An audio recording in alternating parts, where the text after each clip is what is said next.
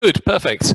So I'm not going to talk for very long about COVID because you all know as much as I do about COVID, which is not a great deal. We're learning new things every day about it. It hasn't gone away. It's certainly calmed down. We had 4 patients this morning who are tested positive for COVID. So, it's very much part of my day-to-day life. All 4 of them are in a care home. We had 2 newborn babies test with it last week in our practice. So we're having to be, what I'm telling you now is not sort of a post-mortem. This is just the new way of working. And it's going to be the new way of working at least for the next 2 or 3, 4 years, or even the foreseeable future. But what has happened is that general practice, primary care, the whole out of hospital environment, indeed the in-hospital environment, has changed in a way that we never thought possible. I'm going to talk mainly about the primary care environment because that's obviously my expertise. But there are some big things happening in hospitals. So this all started for me a long time ago, as it seems, back in January.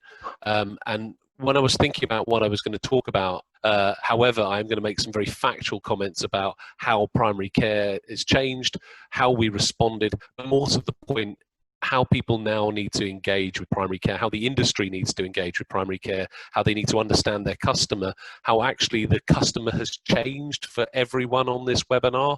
It's not the usual things that I'll mention later on about how CCGs are going to be gone in a year and a half. Yes, they are. There'll be a legislative change to endorse that, and we'll hopefully have some time for some questions at the end. As with all things in my life that go horrendously wrong, it started with a beer for me, and it started with a beer in the French Alps on 22nd of January 2020, and there I was drinking with my friends after a hard day's skiing, and the guy to the right of me said to me, "What about this coronavirus thing, eh?" I remember thinking, "Oh gosh, it's in Wuhan. Hopefully it won't come over here. Or hopefully it won't come over to Europe." Anyway, I didn't think much of it. And then when I returned home, I read this headline that the resort next along from us had already seen its first Britons catch coronavirus in a ski chalet. So I thought, crikey, I really should start thinking about this. So I started jotting together that if we were to have a pandemic in primary care, how would we respond? What would we be doing to make sure that we were keeping both our patients, but actually more importantly, our staff safe, and not only for the short term, but to be able to provide a sustainable service therein. And it was a work in progress. So I carried on business as usual. I even went to the rugby on the 7th of March 2020. This is from my iPhone. These are my tickets. Note the Royal Box there. If anyone wants to take me to the Royal Box going forward, I'm totally up for offers. But this time I was the guest of a scaffolding firm, believe it or not. And we were in the Royal Box, and Brendan, the guy in this next photo, introduced me to one of the VIPs there. You may notice him. Yes, Boris Johnson was in the same box as us and tested positive for coronavirus 2 weeks after that. So a bit worrying. But, you can see how very real this was becoming. And there was some talk about cancelling the event. And I was invited to Cheltenham the following week, and I turned it down because I wasn't quite clear that this thing wasn't going to go away. So what happened for us is that we had our first patient with coronavirus on the 11th of March 2020. And for me, this was a no-brainer. I had to close the surgery down immediately. I had to stop people coming in off the street because we have too many vulnerable and sick individuals in our practice list size, both as patients and actually some staff. So I had to implement our plan. And this plan that I'd been jotted down, I implemented with immediate effect. Now, this newspaper headline was probably not entirely correct because we didn't close the surgery. We just cancelled our routine face-to-faces, and we went straight to a telephone plus model, which is where you phone everyone before you bring them in. Now, what was interesting about this is that we got massively criticised by our colleagues for doing this, but 4 days later it became policy. We even had some colleagues threaten to report us to the GMC for not being proper doctors, but actually what we were actually doing is forging a way So this was the plan that I wrote, and this is the plan that. So I've written two plans actually, both of which have been taken up by very high people in the NHS, Health Education England. NHS England have taken it on board. They've not published it because they never liked somebody else's work. But each one of my two plans has been downloaded about 6,400 times now, and I get many emails from places around the country saying, "Look, thank you. Without us, we'd have struck ground to a halt." This is available in the public domain, so if anyone wants to have a look about what it was, the first plan was about how you can shut down and go to an emergency, a battle station, but still maintaining a safe service. The plan I subsequently produced, which I'll show you in a moment, was about how you unlock and how we were going to resume the new normal. This plan here was mainly around segregating areas, segregating staff, minimizing the risk of contact, and it worked surprisingly well. We were able to still provide over 300 consults a day via a range of things. Now, basically, this got published in the GP Rags Pulse magazine. I'm sure you've heard of Pulse, and as a result, it went really quite viral. And people were sort of adapting it and writing their own slants, which was fine. It was just a blueprint. But as you can see, the things that we wanted to do wasn't just about containing people in areas. It wasn't just about minimizing footfall. We protected staff. We had to make sure staff morale was good, because if you're seeing fewer people, you need to make sure that you're sort of their mental well-being is okay. Obviously, communicating to patients was more important than ever, and we had to do that in a very different way. Whereas traditionally they'd all shuffle in for their patient participation group once a month, that just wasn't possible. And actually, we had our first patient participation group via Zoom about 4 months ago, and usually we'd have about 12 elderly people shuffle into a room. We had 54 people on it of a range of ages. We've had some people dialing in from all around the country because they were visiting friends or whatever, or isolating with friends. It was quite a remarkable thing. And actually, more importantly, business continuity, because we had to keep the income coming in. We had to make sure that we were keeping the business afloat. And that's the thing about general practice, I'm sure you all realize, is that we do need to keep our business coming in. We do need to keep the income in, because we can't afford to pay our staff if we don't.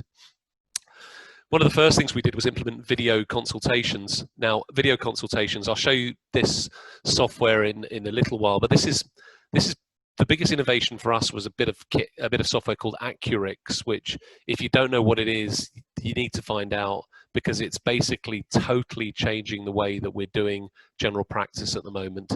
And with Accurix, it's a text message based service that you can also do automated chronic disease reviews with. You can do video consultations with, and you can do all sorts of forward planning and diary entries with. And this was just me playing with one of the other doctors, in terms of, that's me on my computer there, that's what the patient sees on the bottom, and that's the patient, that's my view of the patient. And why this was so important with COVID was we could actually do assessments of how unwell people were. So at its peak, we were probably diagnosing around 100, 120 people a week with COVID, and we were probably only sending about 3 or 4 of them into hospital, because the vast majority of people, yes, they felt like death, yes, they looked like crap, but they didn't need hospitalization. And actually, I believe that this is one way that general practice and primary care helped the NHS from being overwhelmed at the time, because we were able to assess people so readily as a result. Other things that we did at the time is we started implementing chronic disease reviews through a certain thing on Accurix called Flowry. Now, Flowry has once again revolutionized how we deliver chronic disease care. So if you're involved in the fields of any chronic disease, asthma, diabetes, COPD, heart failure, any of these, this is the way things are going to be done going forward. And what usually happens is, in sequence, is that you'll send the patient a text message that they'll receive on the first screenshot there, which will basically ask me to click on a link. It'll confirm who I am and that I'm happy to proceed by date of birth. And it'll ask me some simple questions like, do you still have asthma? How many times a day does your asthma cause symptoms? All of the questions that we're supposed to ask as per national guidance, clinical guidance, but also contractual guidance. Now, what this means is that if the patient is stable on their treatment and they're able to proceed carrying on their same treatment regime, we don't even need to see the patient. Their notes get updated, they're coded. If they're able to enter a peak flow, they're asked for a peak flow. And as a result, we've done their asthma check completely remotely without even speaking or seeing the patient. If their symptoms have worsened in any way, we're able to do the second part, which is a video consultation. And if really needs to, we can do a face-to-face, but actually that's less and less so. What's really interesting about this is the amount of people that were just on our asthma register who were once told they had asthma when they were 9 years old, and they find themselves in their 30s and they're still called an asthmatic. And they just simply answered the first question, are you asthmatic? No. And they're taken off the disease register. Now that, once again, that maintaining our disease register is absolutely key for us, because they were the type of patients that we would lose out on in terms of targets and lose out on in terms of diverting resources to, when we should have been diverting to people who needed more treatment of their asthma. And once again, there's different ones of these available for a range of conditions. Other things that we started doing was looking about how we can deliver stuff more electronically. So we now do our sick notes completely electronically. We can text message these to patients attached as a PDF. We can send them. We try not to send them as email. Same with blood forms. And once again, I don't know why we need physical blood forms, but our trust is so archaic that they actually need the blood forms printed out on a piece of paper. So we're now texting these to patients, so they've got a barcode on that the trust can then end up scanning and getting the right patient. We've also got GANFID. I'm sure you all know what GANFID is. If you don't, it's get a note from your doctor. It's by far one of the most common things that we have in general practice. And this has been revolutionary for us, because we now have all sorts of templates that we can send to people that even our admin people can send. So for instance, one of the more common queries we're getting at the moment is, do I need to wear a face, can I be exempt from wearing a face mask? And you'd be surprised, maybe you wouldn't, but just how many people don't want to wear a face mask, either for psychological or medical exempt reasons. Now, what we've got an Accurix template, an SMS template that automatically sends to a patient when they ask for that, directing them to the local government's website to print out their own exemption certificates, because it's not the GP's responsibility. But the other thing is that people are now sending in photographs, people are sending in videos of different things. So if their child's breathing funny overnight, they send a photo of that. If their child has got a rash, they can send photographs of that. If they've got any sort of letter from the hospital that we've not seen, they're able to send a photo or email that to us. Once again, the whole way in which we interact with patients has fundamentally changed. And just to give you an idea of this, so we used to, prior to COVID, let's say we did 450 patient contacts a week. It might be slightly more than that. In fact, it's about 500. We would probably have seen around 350 face-to-face, probably about 100 calls, probably about 50 emails, and maybe 1 or 2 video calls a week. We're now sort of in the realms where 95% is dealt with by phone or video, 5% is face-to-face, and everything's a mixture in between. So it really has, the shift has changed fundamentally in how we interact with patients, and it's not going away anytime soon. Everyone thought, okay, COVID's over, let's switch back to the old system. 2 things. One, we'll never switch back to the old system, because actually this is more manageable and more predictable for us. Second thing is that COVID's not over. It's not over. This is a sort of a commercial break while we wait for the second part. We just hope it's not as good as the first part, or as bad as the first part, whatever your view may be.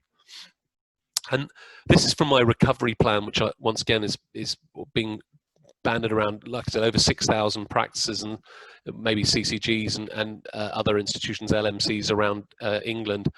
So you can see that this is the type of appointment that we were offering. So first of all, I found out that we were doing around 27 classifications of appointment, and some of that's arbitrary, but it was just me trying to pick, what are people in for? Is this for this asthma? Is this for their COPD? Is this for their coil fitting? And what I said to the practice was, well, there's 3 types. One is the ones that we have to be able to book them no matter how urgent it is. Then we had the ones that were urgent only, and then we had the ones that we just weren't going to offer at all. So the things like the ear syringing, things like coil insertion, which once again we felt that was less urgent could be done. But as we sort of progress through the pandemic, you can see that we're offering more and more appointments. And by the time we get back to a normality, we're offering all 26 types of appointment, whether they're, sorry, 27 types of appointment, whether they're urgent or not. Actually, this has been updated. I've actually found that there are about 32 different types of appointment, but once again, you get my point. So this is where the appointment took place. You can see that, were these fully remote or were these partially remote? And this, were these just not taking place at all, or were these completely within the, sorry, I'm just, someone's interfering on my screen. And you can see what this reflects here is that actually, as we get to the new normal, we're going to get with the majority of our appointments being partially or wholly delivered remotely. Now, let me give you an example of what I mean by that is, let's say we've got a patient with high blood pressure. Most people with high blood pressure now are very sensible, very tech savvy, usually between the ages of 40 and 60. The majority of our patients are usually work for pharma or industry in some way, with their blood pressure being very high. It's a very stressful job. Usually professional young men anyway. That's the big demographic. Those people have got better things to do than come into a practice and wait for a nurse's appointment, put your hand in a machine, be told, yeah, your blood pressure's fine, and then be sent for a blood test. The whole thing is done remotely for us now. We send people an Accurix, they submit their own blood pressure, it codes their blood pressure. We send them a blood form if necessary. They take that, they get that done. They don't even need to step foot in the building, and it's all done within a few minutes in the practice and for the patient. And the patient very much appreciates that. Let's say the partial remote. Now, the partial remote might be something along the lines of someone with quite bad COPD. We do the majority of it via text message and questioning, because a lot of it is formulaic questions. And then there'll be the bit at the end that needs to be face-to-face, which will be a mixture of how do you, can you fine-tune someone's inhaler technique? But more importantly, we use that for all of the psychological aspects of chronic disease, which we find face-to-face works better than video stuff. And then we've got some stuff that you just have to do in the practice. You can't do partially remote. So for instance, you're not going to be able to put in a contraceptive implant in remotely, are you, unless you've got a very long stick and a very long needle. So, you can see that the shift has changed massively there. And this is just a screenshot of one phase of our plan of being remote, and this just gives you an idea of the type of appointments we've got. Gives you an impression of who's delivering them, whether they're pre-bookable, what type of enablers we need to make it partially remote, and actually, what other comments we may need to do. So you can see that actually this was at phase 4 when we were all in battle stations. We're at phase 3, phase 2 now, so we're gradually going sort of a wider range of appointments that are available.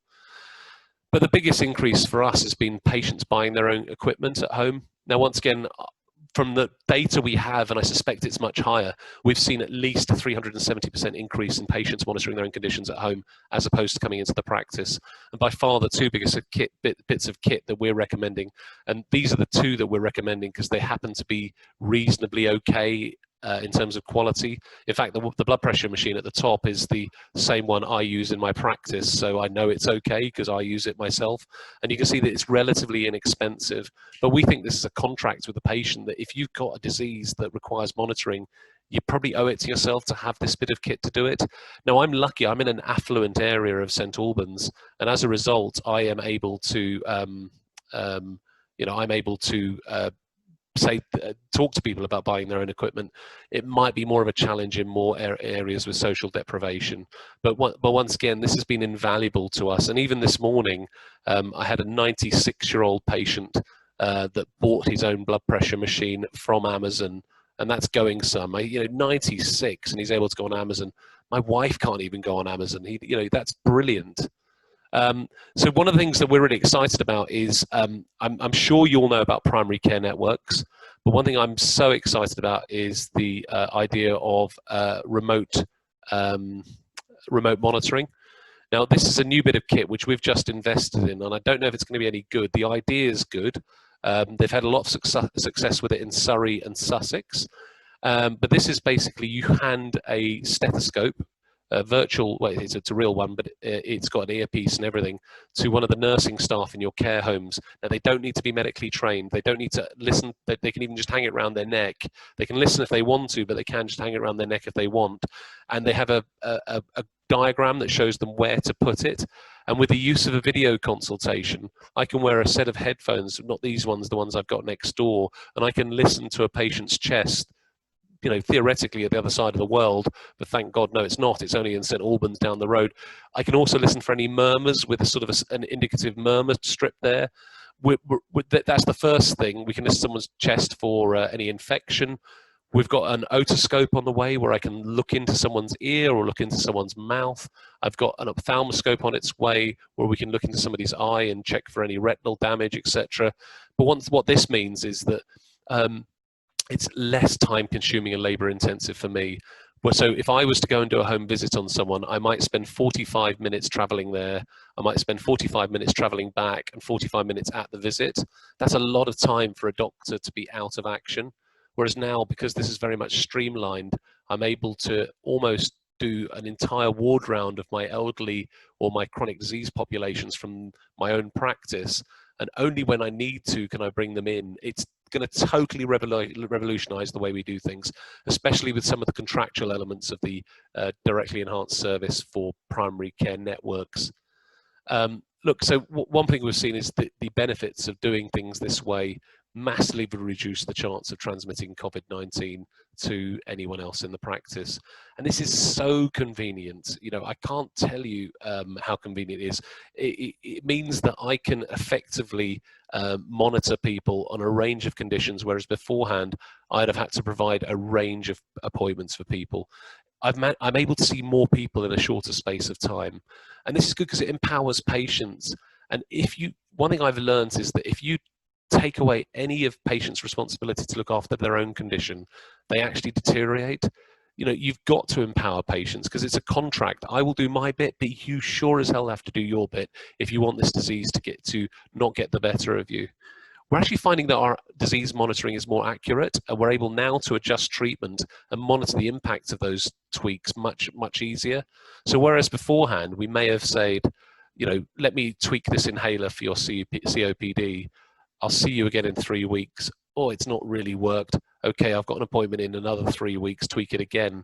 I can now tweak, send them a text, they give me instant feedback, and if it's working fine, I don't need to see them. It hasn't altered anything. They're able to send me their peak flows through an automated coded. It's totally changed the way I work. It's easier to work as an MDT, so I'm now having conversations with district nurses, palliative care teams, a range of healthcare professionals. We even had a podiatrist on the phone talking about foot care with us last week. And also it's cheaper. Okay, so the capital costs are more expensive. We've had to spend a lot of money to get here. These cost money, the webcam costs money. The idea of webcams in every room a year ago was unheard of in general practice. Now it's the norm. But actually long term, it's going to save us money. It saved us miles. So our mileage expense as a practice has gone down dramatically because we have to reimburse the miles. And actually we're finding we're using less of our building as a result. And there was a big estates pressure in primary care about where everyone was going to be and how everyone was going to be accommodated, but that doesn't exist anymore. The problem is that we've got less patient contact, and as a result, there's been this de-skilling risk of clinical staff. So are people going to be able to do the same things they were doing before? If we're just sending messages and asking people to measure their own blood pressures, I don't think that's a risk. I really don't. There's enough work to go around. So whenever you hear that argument, if I don't want to be particularly skilled at dipping urine, it's not what I went to med school with. So if I can get a patient to dip their own urine, great. Less patient contact, maybe so, but it's a different type of contact. So I found that actually patients are more used to the fact of video calls. Let's not forget they're Zooming their parents and they're Zooming their kids and they're Zooming their family regularly as part. So actually a lot of these people are used to this technology. What it means for us, I think, is that when I do see people face to face, it's a more valuable interaction. Actually, there's a less faffing around, there's less of that awkward small talk beforehand, and I can go straight to the idea of mental health concerns around chronic disease. So when I do a baby check now, we might do the first bit remotely. But when I speak to the mother, I have time now to talk about postnatal depression. And as I mentioned, capital costs are an issue for us because this stuff costs money and it requires you to outlay stuff. And there is a theoretical risk of less opportunistic interventions. I'll give you a real example of that. We deliver about 50% of our flu jabs because they're in for something else. Now, we've got a problem because this year we're not going to have a lot of people in to give the flu jabs opportunistically. So we're going to have to find another way to make these interventions. That for me is probably the biggest risk. So I don't think we should get rid of face-to-faces altogether. We should probably just make them more valuable when we do. Now, once again, the future, I think, we now need to think about primary care networks. I had a meeting this morning for an hour with my PCN via video call where I just laid out really the facts to my member practices and member GPs of these PCN. For those of you who don't know what a primary care network is, that's a half-an-hour webinar in itself. I mean, really, you need to know what PCN is. If you don't know what a PCN is, you do some homework tonight, because it's the entire future of primary care. They're collaborations of general practices together of groups of about 30 to 50,000 patients. And what we're seeing is this sort of changing of the territory around healthcare. So whereas it used to be GP practices, CCGs, and then there used to be sort of NHS England, the way that the new health system is going to look is primary care networks, integrated care systems, the government. And the point is that for commissioning decisions, for big ones, you're going to have to go to the ICS. And that's stuff around transplant services, really expensive, breast cancer drugs, etc. You'll have to go to the ICS. But for smaller decisions that you might go around prescribing and formulary stuff, you will have to go to PCNs with. So the CCGs, there is a move. Matt Hancock wants it. Simon Stevens wants it. Everybody wants it. CCGs are on the way out. And if you get someone in a dark room in a CCG and offer them a gin and tonic, they will tell you they're on the way out. And I reckon we've got about 18 months before they just become a remnant in healthcare history. And what will happen is the staff will either go private sector, or they'll go to PCNs, or they'll go to the ICS. And you'll see the same staff, because the NHS is funny like that. You just see the same people kicking around year after year in a different role. And once again, you're probably recognizing people on this webinar that have been kicking around for years and years in the same way. It's great because of that, because the organizational memory is there.